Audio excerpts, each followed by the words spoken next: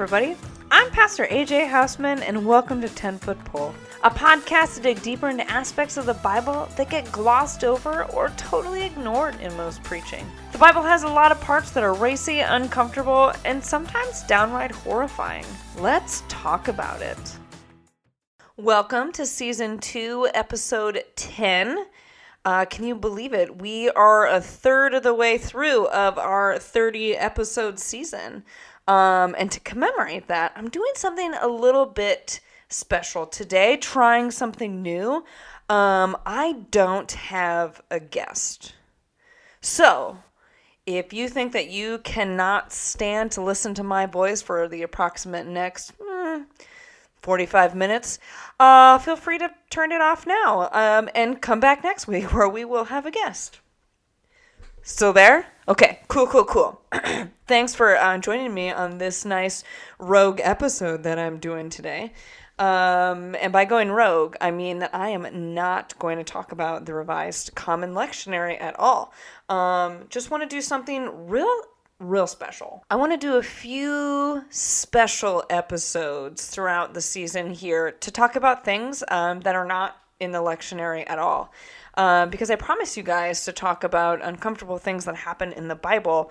And the thing about the Revised Common Lectionary is there's a lot of uncomfortable things outside the Revised Common Lectionary purely because of that, right? Like there are things that apparently when whoever sat around a table and decided what we needed to hear in churches, decided there were parts that like, these are too uncomfortable. Let's not tell them. It's best if these are untold. Or they decided that, they don't really align with certain narratives that are being told. It's probably more the latter, right? Since the Revised Common Lectionary is thematic. And the Bible is a very, very large collection, and so everything can't be included. And so they went and they're like, okay, well, these are the themes we want to go with, mostly about Jesus, right? And so these are the things, both from the Old Testament and the New Testament, and a psalm that are going to line up with these things that we want to talk about Jesus, and that's how they put that together. That's probably not a factual statement. That's just me speculating how those things came to be. It just makes sense to me. Anyways, there's a lot of things that aren't in it, right? And quite often, more of the uncomfortable parts are left out. And so, let's talk about it, right? And first of all, let's reiterate once again that the Bible is not one book. I realize that if you go to a store and purchase one, or if a stranger shows up at your door to hand you one, it's going to be bound as one. But really, it's not, right? Like, it is a collection of books, letters, poems, and histories written and compiled over thousands of years by hundreds of authors and editors together that have made this, and translators made it into the book that the strange Christian handed you on your doorstep today. So I want to dive into one of the older parts of that, okay? Specifically, I want to dive into the early patriarchy. Let's smash it a little bit, smash the patriarchy. But I want to talk about some of these, the early patriarchs that you maybe hear about all the time, but don't necessarily know that, like, they're maybe not as cool as we originally thought they were. Or, they just got a little bit, things are just a little bit more messy than cut and dry, right? So, like, think about Abraham, right? Like, Abraham is the father, we call the Abrahamic religions, right, of Christianity and Judaism and Islam being the big three. But there are other Abrahamic traditions, right, because they can all draw their lineage and history and relationship to this God back to the sevenfold promise and relationship that God made with Abraham. As Christians in Judaism, we follow the lineage of Abraham's son Isaac. Islam follows the lineage of his son Ishmael. And, here's the deal. Abraham had other kids. And that's the part that I think that we don't always necessarily talk about or hear about enough from a Christian perspective. You often hear this story about how Abraham's wife Sarah was barren, and then finally he complained to God, and God was like, don't worry, I'm going to take care of you. I'm going to make it happen.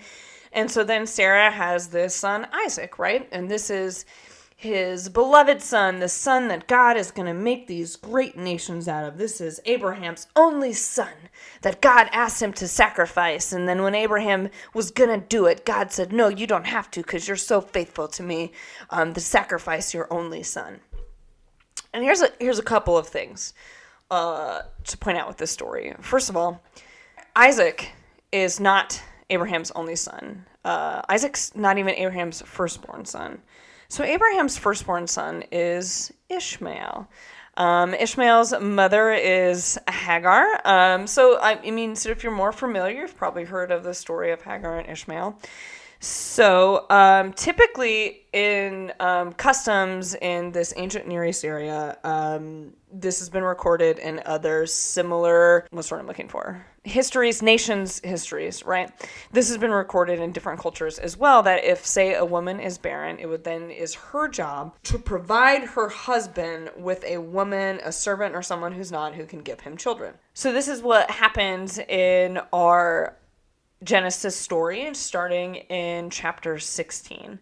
That she bore him no children, and so she took her Egyptian slave, whose name was Hagar, and brought her to Abram at the time. He's not Abraham yet.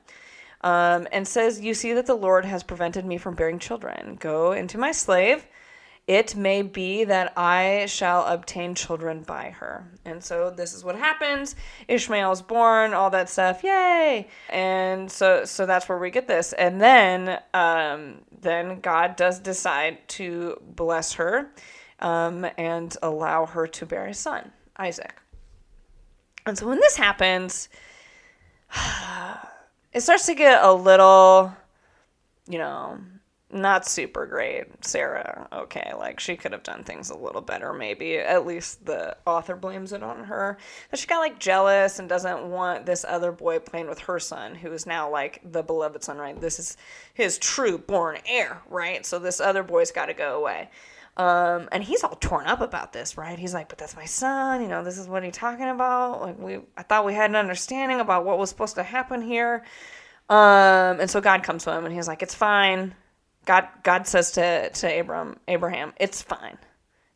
I'll take care of them. Go ahead, send Hagar and Ishmael away. Sit with that for a minute. God said, go ahead, send them away. That one I struggle with. But God says I'll take care of them, and does, right? But this idea that this is still his son, this is still a part of the family, that as a caring God of them, why are we sending them away? Anyways, the story goes on a little further, but to show out there, then we talk about a little later. Sarah dies. Abraham gets remarried to one of his concubines. Yes, we do get that language. That is indeed his concubine. I think depending on the different translations, some may name her as a concubine and others don't. Anyways, her name is Keturah, and she bears 6 more sons. We have no idea if there's daughters in the mix. We can go back to that and how the patriarchal structure is set up, that we mostly just left women out. What was the point? I don't know. They weren't important, apparently. But these were also not Abraham's only children. It also says that he has sons of concubines. And his sons from his other concubines, he gives gifts and sends them away to the east. That's it. That's what we know about them. All right? That's what we have. The father, this patriarchal man, has all these children. One is important. One, he leaves his mother, sends him and his mother out into the wilderness to die. Luckily, God says, don't worry, I'll take care of them.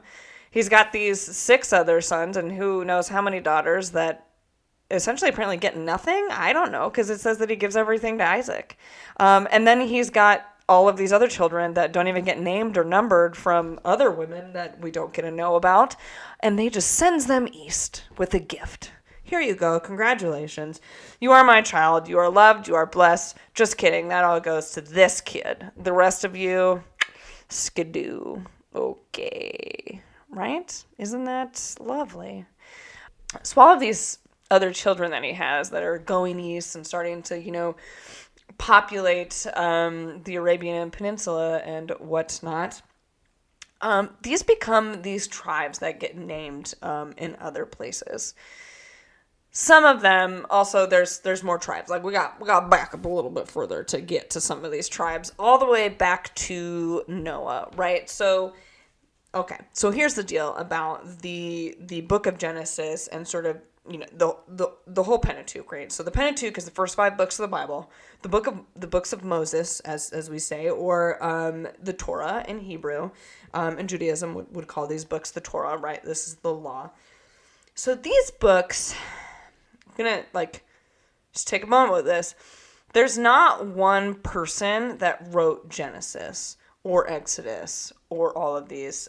Historically, they were chalked up that they said, well, these are the books of Moses. Moses wrote them. But the thing is there's a lot of holes in that story. A few being, one is that we're pretty sure most of Deuteronomy was written and found in the time where King Josiah was in charge, just based on the things that he said and what happened and how they got used and things that came out of the Deuteronomy writings that became important and implemented after Josiah was king. And then we can see different writings where those things hadn't been implemented yet. So it helps us date those different parts. Anyways, so there's this one theory, it's called the documentary hypothesis, where they had kind of parsed it out and could name 4 different source materials in these first 5 books of the Bible. The Pentateuch. That's what the documentary hypothesis says. So there's J, E, D, P. These are the 4 sources. Some dating much earlier, some later, but whole that these 5 books of the Bible were written over the course of a couple hundred years, right? That they all got compiled and these stories got put together. A lot of which being is so the primeval history, which is this beginning of Genesis that we're talking about here, is sort of it's the origin story of the Israelite people. And so later in time, when these Israelite people are telling their stories about where they came from, explaining why things are the way that they are, they tell these stories, right? And eventually someone started to write them down, and then that's how we got what we have. But they vary because they're coming from different places too. So at the very beginning of Genesis, if you don't know this yet, there's actually 2 creation stories. The first one is Genesis 1:1, and then chapter 2, verse 2, and then starting in chapter 3 or 4, verse 3 or 4 of chapter 2, it actually starts with it's a whole different account of creation. And depending on what Bible you use, it'll be labeled. It'll say creation, and then it'll start and it'll say another account of creation. There's also 2 different, so those are written back to back, right? Well, sorry, not written back to back. They were assembled back to back. But, so another part, a little bit later, so the story with Noah and the flood, there's also 2 flood stories, but those are compiled a little differently. If you go and read that chunk, you see it actually basically repeats itself. And so if you've ever read it and you're like, wow, why the hell is it repeating itself with slightly different facts?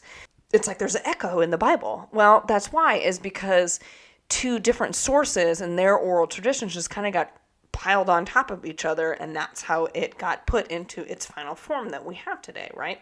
All that to say that these were oral stories that got told over and over again, and then ultimately written down by different people in different points in time and also in different geographical locations. So they would have heard slightly different stories, right? And so that can take into account why we have stories that are recorded twice and slightly different. And then it can also take into account why some things are here and some things kind of feel out of order. We can I'll get to in a minute about a genealogy having to do with Noah that it's kind of listed twice. And it's why is it there? Well, it's in there twice because it was written by 2 different people, and they included them both for different purposes, I think. So I went to this camp growing up that had this campfire scary story that got told, and I think eventually the program director was like, you can't tell this story anymore to kids. Because it got like so elaborate and so out of control in its telling that like kids were having nightmares and wetting the bed and wanting to go home and all those kind of things. But the long story short is that like, here's the bare basic facts of it. There was this family who lived on the frontier in this place in the state of Iowa, for when Iowa was a frontier for a long time. Anyways, they had like a rough winter. They didn't have food and everything died. And so then like dad had to go to town and like get food and supplies. And by the time he came home, the family had kind of gotten, you know, the kind of the crazy fever thing and lost it a little bit like while we were done. And the youngest girl like killed her family. And then the dad comes home and finds them. And then the little girl kills him too. That's how the story goes. You can imagine how this could get retold over and over again over the course of years, and like people getting really into it and adding these elaborate details.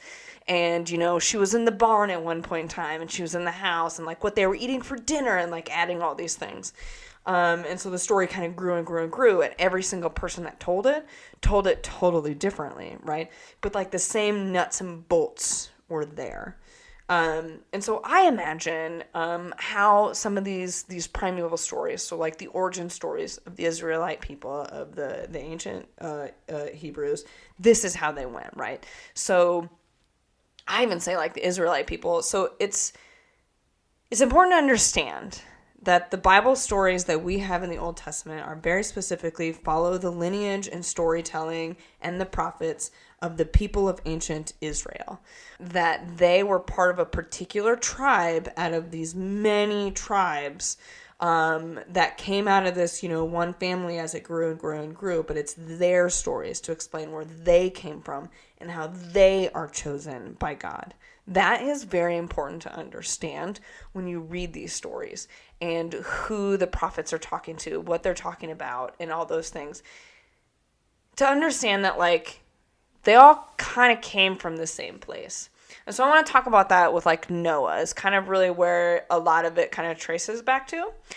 So Noah, you know, in the story, like, gets off the ark, which, by the way, this idea of having this flood story is also not unique to these particular people.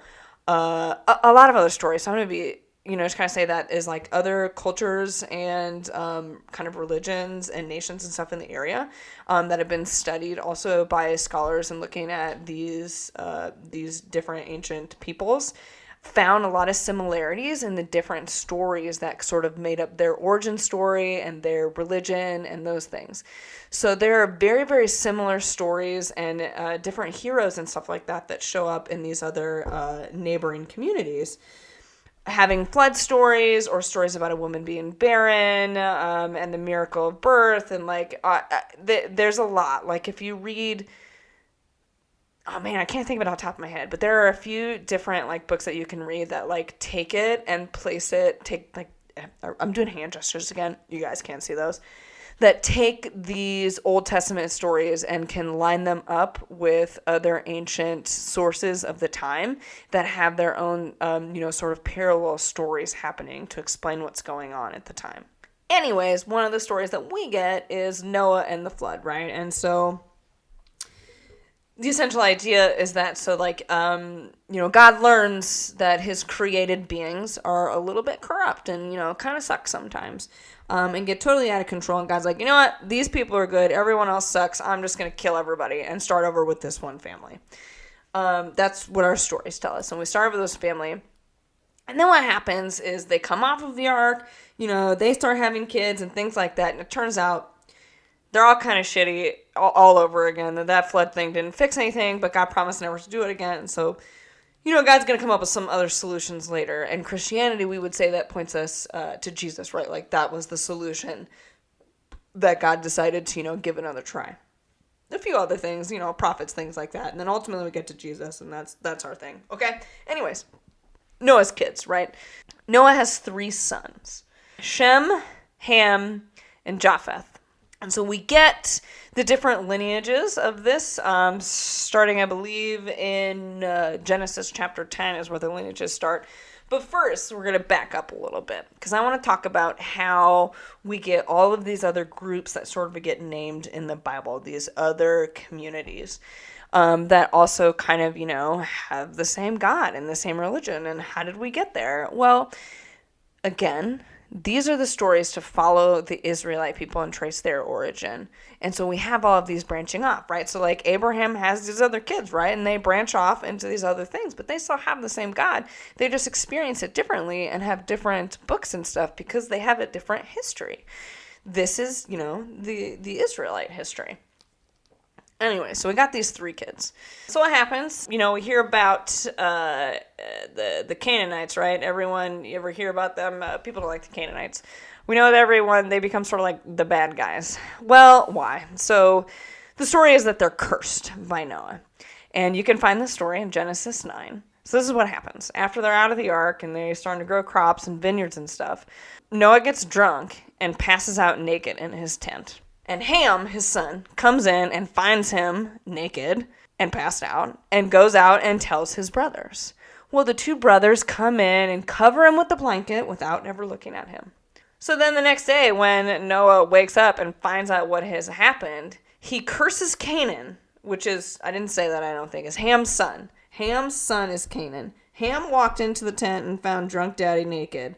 But then when Noah then comes out and doesn't curse Ham, but curses Canaan, the son, for his father's, I was going to say sin, but I don't know what to call it. His father is accidentally walking in on his dad passed out naked and not immediately covering him up. That mistake that he made got his son cursed, and all of their people after that cursed. So somehow that's Canaan's fault, and there you have it. And now that's why everyone's mad at them for all the Canaanites. My guess, and I think that I read this somewhere, is this is probably an etiology. An etiology is explaining a cause or reason for something that's experienced, usually not in fact, but like derived from experience, right? So like another example of this is, the garden, the story with the serpent and Adam and Eve, right? So like after they eat the fruit of the tree of good and evil, which by the way, I believe we're going to talk about in a couple weeks, God curses the serpent, right? That like you shall lose your legs and slither on the ground and be struck the people's heel, and they shall step on you and you shall be enemies with them. Well, this explains, this story is how we explain that like snakes slither and bite and that we hate them. Another good example is the Tower of Babel, actually. The Tower of Babel is the etiology of why we have different languages. So that actually takes place in like the very next chapter, right? So we're talking about Noah, his son. So we get this in chapter 10. We get the genealogies of each of the 3 sons. And then immediately after that, in chapter 11, we have the Tower of Babel story. And the reason I laughed a little bit is what's interesting to note here is the genealogy in chapter 10. After each of Noah's sons, we are told that they are in their own lands with their own languages, by their own families and in their own nations. Okay? They're with their own languages. Okay? Then immediately in chapter 11, chapter 11, verse 1, we hear, the whole earth had one language with the same words. Okay. Then we hear next that some unnamed descendants, we don't know which ones, moved to Shinar, which is Babylon, and decided to build a tower to heaven. And God was like, no. Actually, honestly, what God does in this situation is also a bit distressing to me. I'm going to quote it directly. And the Lord said, look, they are one people and they have all one language. And this is only the beginning of what they will do. Nothing that they propose to do will now be impossible for them. Come, let us go down. Again, God speaking to himself in a plural. Let us. That happens more than once. Pay attention to that. Come, let us go down and confuse their language, so that they will not understand one another's speech. So the Lord scatters them abroad all over the face of the earth. I don't know about you, but I'm a bit distressed that God was like, oh man, these creatures are a lot smarter than I thought.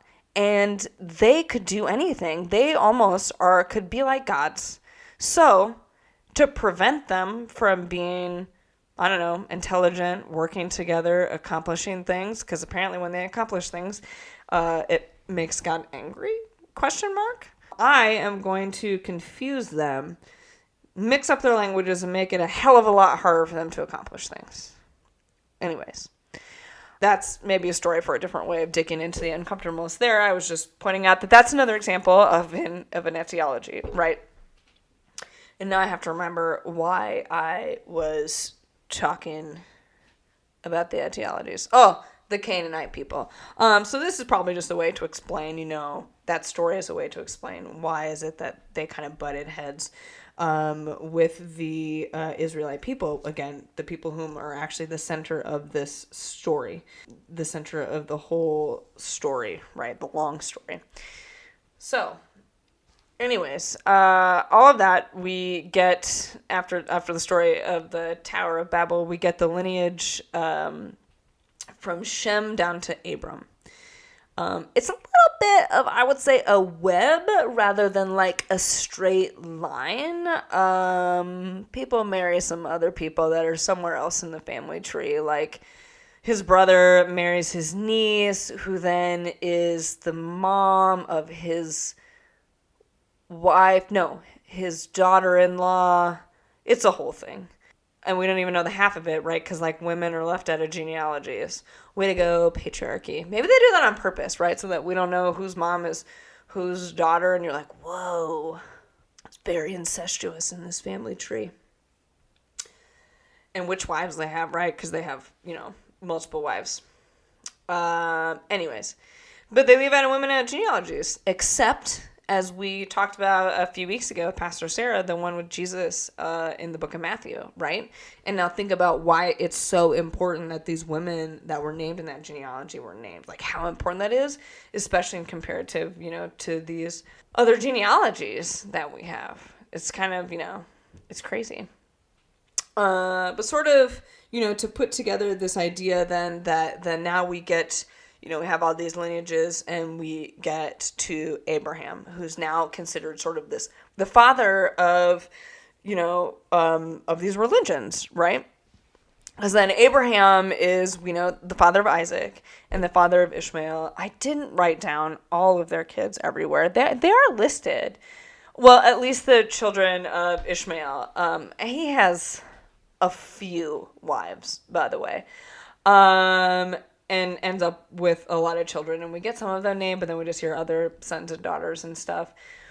The sons of Keturah, we don't get, we get a couple of them, right? Like we know Jokshan is the father of Sheba and Dedan, who's the father of a couple other people, and who the sons of Midian are, who, we get the Midianites, right? So we have these... So we get we get these tribes, right? This is where we get from the different, kids, we get the Elamites and the Assyrians and the Arameans and the Cushites and the Canaanites, and the Hittites and the Jebusites and the Amorites. And then, I think even like the Philistines, like they all they're all coming back to this same area. Like they're just different siblings. Right? And so then their descendants get called something else, right? They're different tribes then. And so ultimately the story that we follow is about the Israelites, which come out of Isaac, the lineage from Abraham to Isaac. Isaac has two children, who are twins, Jacob and Esau. Esau is actually the older twin, so technically the one, the birthright. He gets tricked out of his birthright. His mom, she's a feisty one.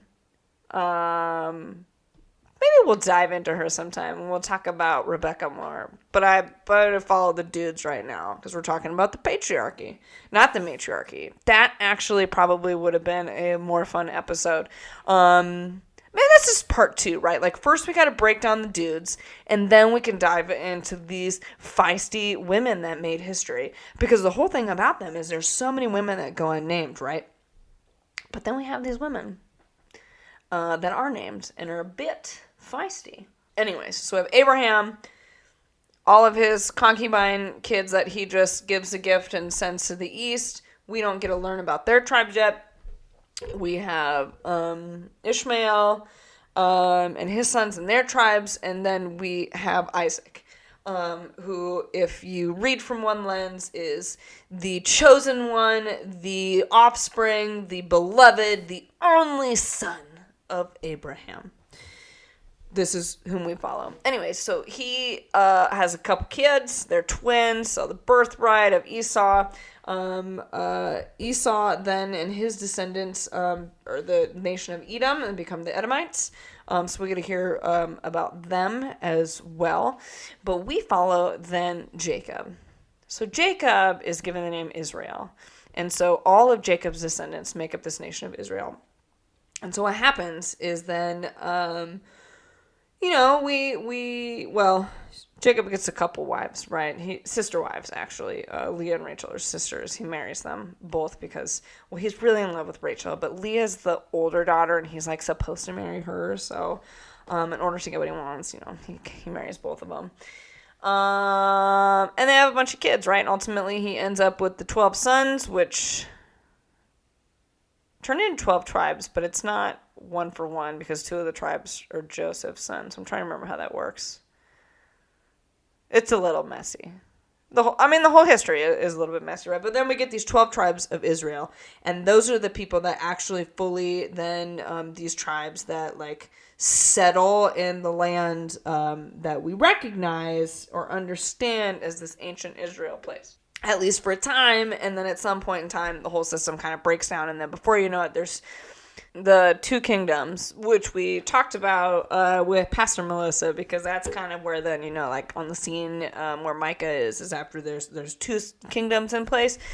Because, after, we get the build-up of the kingdoms, and then, they fall apart because kings are kings, and we learn slowly that, they're not so great at stuff.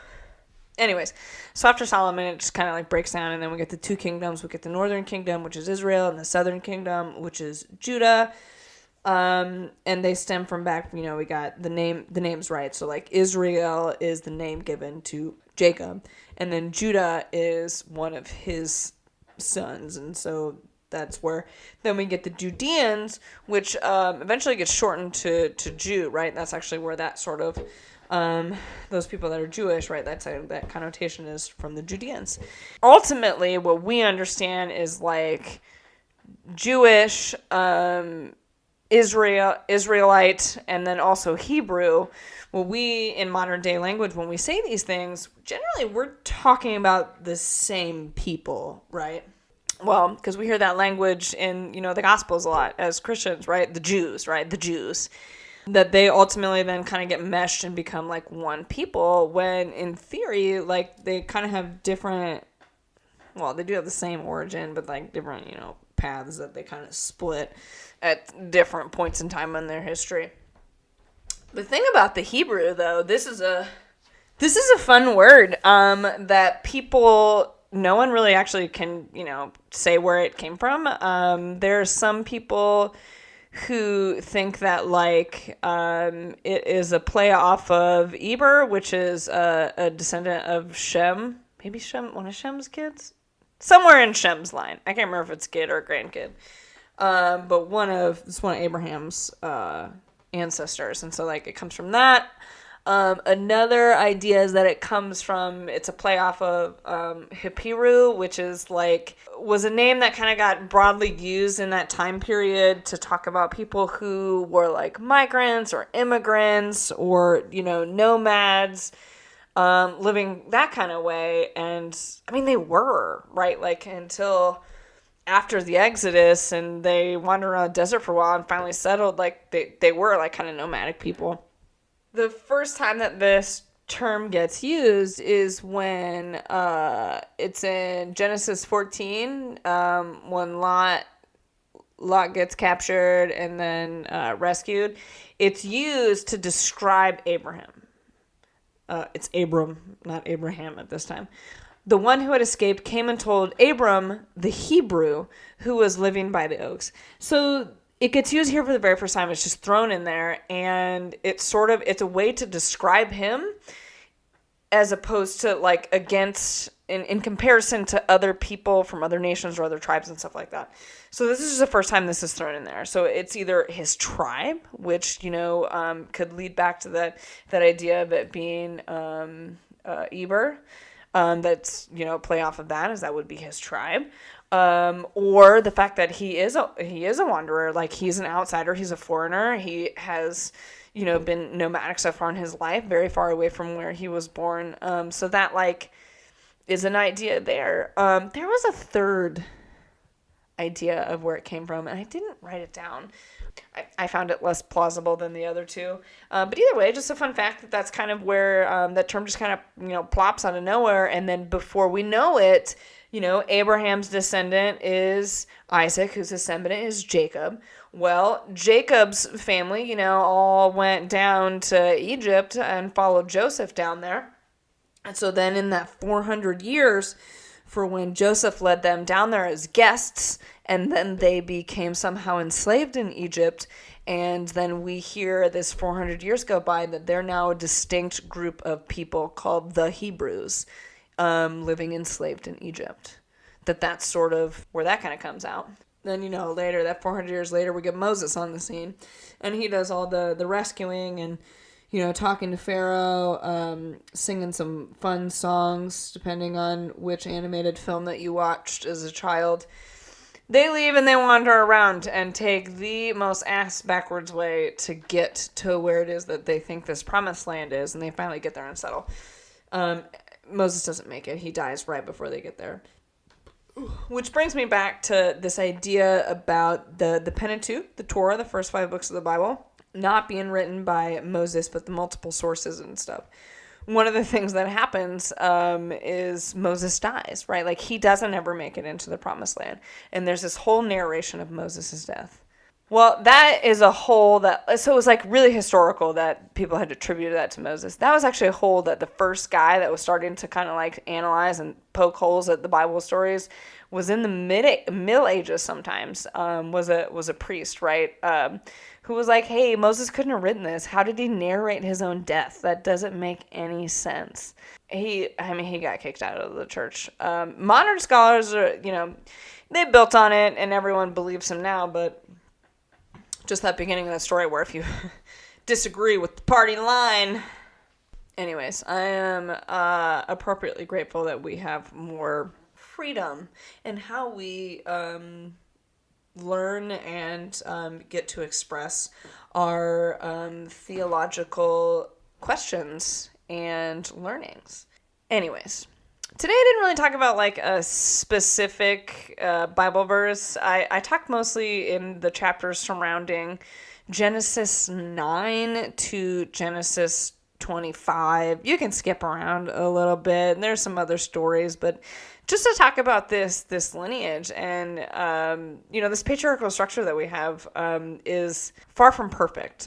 But to understand that, like, when I teach a class on this, what I think it's most important to understand when you're putting in perspective all of these uncomfortable historical stories, when we hear about, Abraham just dismissing his kid to die in the woods and all those other children that he just like didn't give any inheritance to and just said, here you go, bye-bye. I'm going to give everything to this kid. Or, Noah cursing his grandson because he got drunk and passed out in a tent naked, and that's somehow his son's fault, which ultimately means his grandson gets cursed.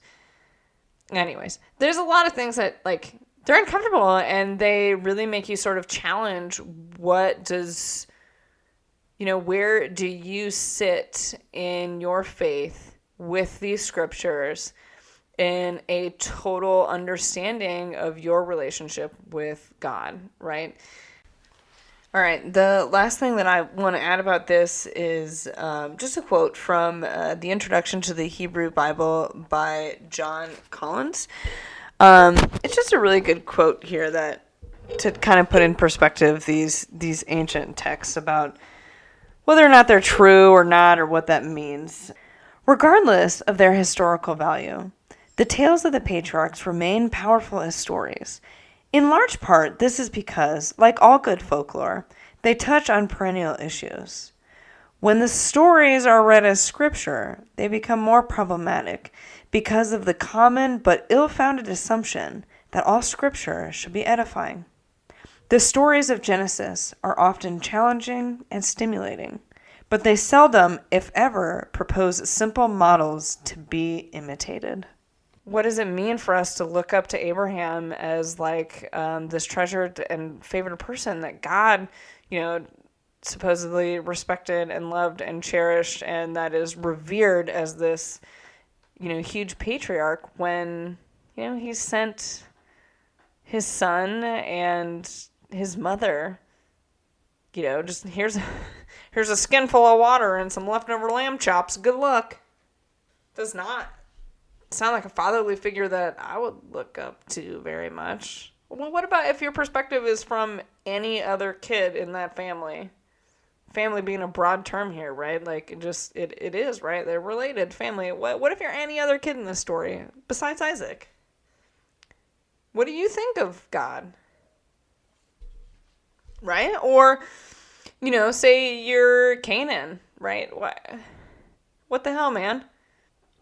You had this God curse me because you got drunk in your tent and my dad found you and apparently didn't make the right choice in the exact right moment in time. I don't know. That's if you dig deep in a literal sense and also, take these stories at total face value. Which is something I don't actually really encourage you to do and talk about that all the time. But we have to wrestle with these stories. So what do they mean for us? What do they mean for us in our own faiths? What does it mean for you and where you're at in your particular faith journey to really wrestle with some of these harder stories of God's people and God's relationship, particularly the ones that are favored and considered sort of the center of this story of the origins of the people of God? What does this mean? I'm very big on not wanting to give answers or solutions, but that we all should wrestle. Mostly because I do firmly believe that no one actually really has the answers, right? We all just have to wrestle with what's there and, take that with us and use it to inform our faith and inform our actions. And it's sort of, you add that as your grounding of your own theology. Theology just means God talk. It's the thing that you believe, right? These are the things that you believe. So as you continue to learn and grow in your theology, you create your own sense of how you understand God and how you understand the creation of God. This creation being our earth, our universe, the plants, the flowers, the animals, the humans, right? It's how do you understand these things? And so we as Christians would say we have this book. This is what helps us understand God's relationship with God's creation. That's broadly, what we say, right? And so when you're working out your own individual understanding of how God relates with their creation, what does that look like for you? And when you put in perspective these stories, then how does that feed into it? I think if we just read these individual stories in, the 21st century and we look at these things as I have named them and pointed out, God said something shitty here and Abraham did something shitty there. It can be very, very troubling. But what's important to take into consideration is the whole story. So this is the whole story. This is the arc, the overarching story of the entire Bible that we say does indeed bend towards justice and love of God.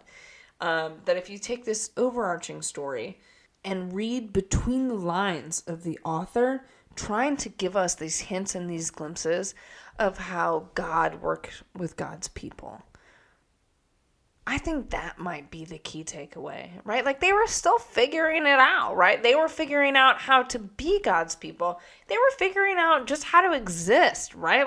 They're still, I'm sure they had spoons invented, but we're still working on some other things, right? They didn't have a home yet. They're still nomads. And they have this God that's taking care of them. And they're still learning the rules and what that means and what it means to be in relationship with this God. That is the story that is building.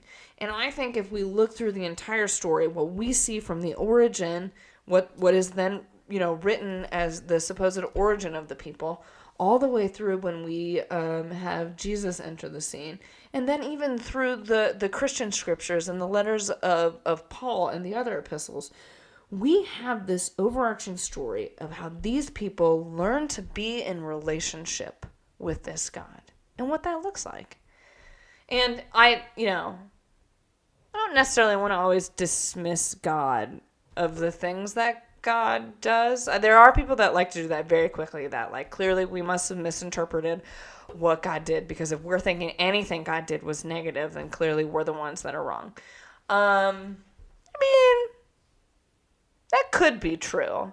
I don't want to necessarily dismiss God of some things, because I do think there's quite a few examples throughout the book where, like, books collection, the large overarching Bible thing, where like God kind of does some things that individually, if you look at it, like seems kind of like a terrible, doesn't seem very loving, does it?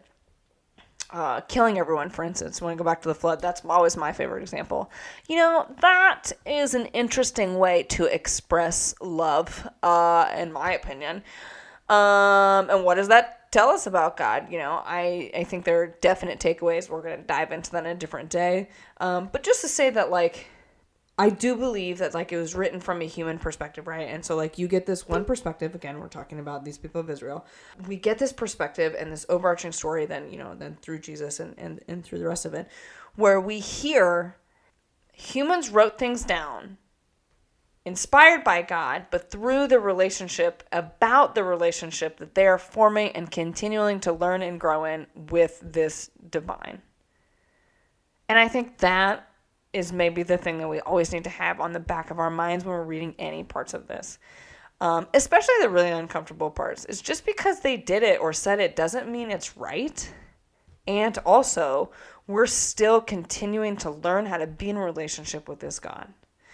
And I think that, that's what Jesus came on the scene to teach us, to be like, hey guys, this is what it means to build this kingdom, to be in relationship with this God. Like, that's the overarching thing. And so when we look back at these early stories, at least, again, this is me speaking from a Christian perspective.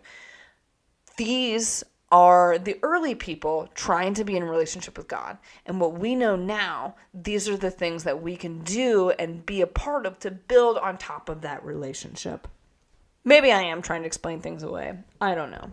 I think that there are certainly some very troubling behaviors that we have in our patriarchal line. And the best I can do is name them and then hold them in contention with the other stories in this grand thousands of year poetry story about people trying to be in relationship with God. And when I hold them in contention with the rest of these stories, it seems like they were still learning. They were still trying to figure it out. And sometimes, I don't know if this is okay to say either, but sometimes I feel like God was still trying to figure out how to be in a relationship with creation, still trying to figure out what that is. And I think that maybe that's something that, some grace that we can give our Creator, is understanding through the course of this extended long history that, like, we have grown and learned from each other. Thank you for journeying with me today through this, I don't know what, sort of a web that we weaved of the ancient, particularly male lineage of our biblical narrative, and wrestling about what that means for us. Thanks for joining me today on this special episode. I welcome any feedback. If you were like, wow, Pastor AJ, don't do that again, I'll be like, cool. We'll take some different approaches. But also, if you found this particularly helpful and you're like, yeah, we would love to listen to you rant for another hour of our lives about different ancient peoples and humans in the Bible that maybe we don't hear about on Sundays, and if we didn't go to seminary or decided to read the Bible front to back and then also did research, because that's a key piece to that. If you just read it but you're not doing any of the work, then I don't actually think you've learned anything. Anyways, if you found this helpful and would like Pastor AJ to do this again, not sure why I just spoke like that, please let me know. I'm planning to do it again, and I'm thinking we're going to talk about the matriarchs. That sounds like it could be a fun complimentary series. Please let me know.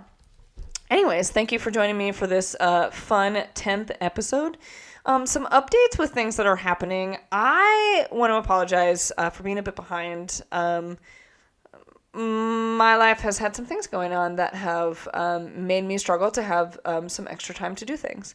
But I promise you, I am still doing them. So the resource page is still coming. It is live, but it is temporarily, like, it's only like I'm building the plane as we're flying in. There is, some fun merch, some swag. And this week... This week, for our special 10th episode, we will have our swag giveaway. I know I said it was going to be like a week ago, but I was confused about what episode number we were on, because I think I mentioned in my episode with Pastor Tamika, I skipped a line in my spreadsheet because I'm that smart. I know. A person with a math degree can't use a damn spreadsheet. Anyways, so merch is out. Resources is building, and I will continue to build that as we go, because I want you to be able to find great resources and continue your learning and challenges as you go. And I'll probably do this again. Let me know. If not, also let me know that too. Anyways, thanks for joining us this week. You can learn more at 10footpolepodcast.com and find us on Facebook and Instagram at 10footpole podcast and wherever you listen to podcasts. If you want to be involved in the swag giveaway, you need to follow us on Instagram. So please hop on over and do that now. And please, if there's someone that you think could use a good talk about the Bible, listen to pastors talk about it, or just hear this weird history thing that I just did, share this far and wide, as we try to build our community here. The 10 Football Podcast is a ministry of the Delaware Maryland Synod, and to learn more, go to demsynod.org. Take care, y'all.